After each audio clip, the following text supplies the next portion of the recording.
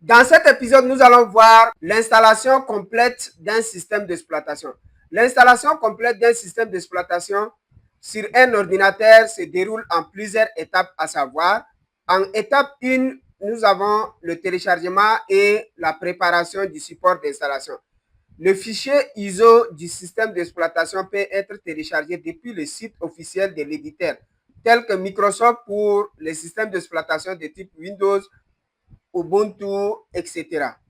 Ensuite, il faut également télécharger le logiciel de bootage du système d'exploitation sur la clé.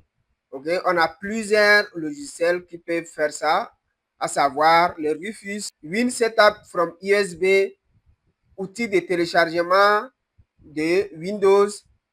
Il y a Nero, ça c'est quand vous voulez installer à partir d'un CD ou bien DVD, vous avez besoin du Nero ou bien Power ISO ou autre outil permettant de rendre une clé USB bootable ou bien de graver le système sur un DVD. Donc, au niveau de l'étape 1, nous allons télécharger l'ISO du système d'exploitation sur les sites des constructeurs de ces systèmes d'exploitation. Maintenant, après ça, nous allons télécharger également un logiciel qui va nous permettre de booter le système sur la clé ou bien un CD. Ici, au niveau de la première partie d'installation, nous allons utiliser seulement les clés USB et le logiciel Rufus pour booter sur la clé. Puis après, nous allons voir comment installer à partir d'un CD ou DVD. Okay? Ensuite, au niveau de l'étape de démarrage de l'installation, nous allons insérer la clé USB qui est déjà bootée et prête dans l'ordinateur. Ensuite, nous allons redémarrer la machine, puis appuyer simultanément sur la touche de fonction correspondant à votre marque d'ordinateur afin d'accéder au BIOS et définir la clé USB comme périphérique de démarrage prioritaire. Donc, une fois inséré la clé USB dans l'ordinateur, on va redémarrer l'ordinateur et simultanément appuyer sur une touche de fonction selon votre ordinateur. Ensuite, on va accéder au BIOS de l'ordinateur. OK? Puis, dans le BIOS, au niveau du menu démarrage, il faut régler USB en première position pour qu'il démarre sur la clé. OK? Donc, maintenant, une fois réglé, vous allez sauvegarder les réglages. Ensuite, l'ordinateur va booter sur la clé. OK?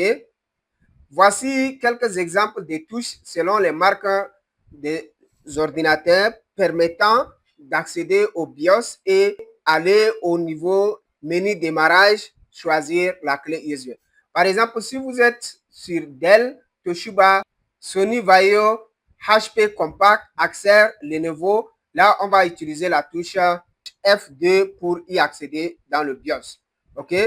Maintenant, la plupart des HP, les ordinateurs de marque HP, c'est la touche F10 pour aller dans le BIOS.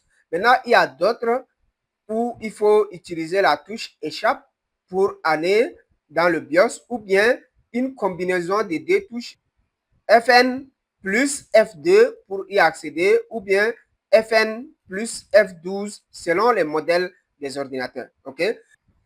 Il faut noter que il est souvent possible d'accéder directement au menu de démarrage en appuyant sur F12 au démarrage. Okay? C'est-à-dire, si vous ne voulez pas aller dans le BIOS, régler USB en première position, là, vous allez simplement mettre la clé qui est déjà bootée, vous redémarrez l'ordinateur et simultanément, vous allez appuyer sur la touche F12. La plupart des ordinateurs, ça marche, cette touche. F12 et là, il y aura une liste qui va s'afficher et dans la liste, vous allez sélectionner votre clé USB.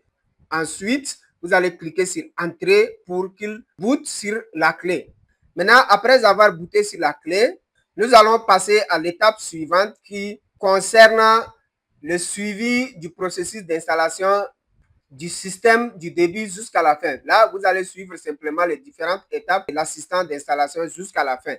OK? Une fois l'installation est terminée, on va activer le système puis redémarrer l'ordinateur.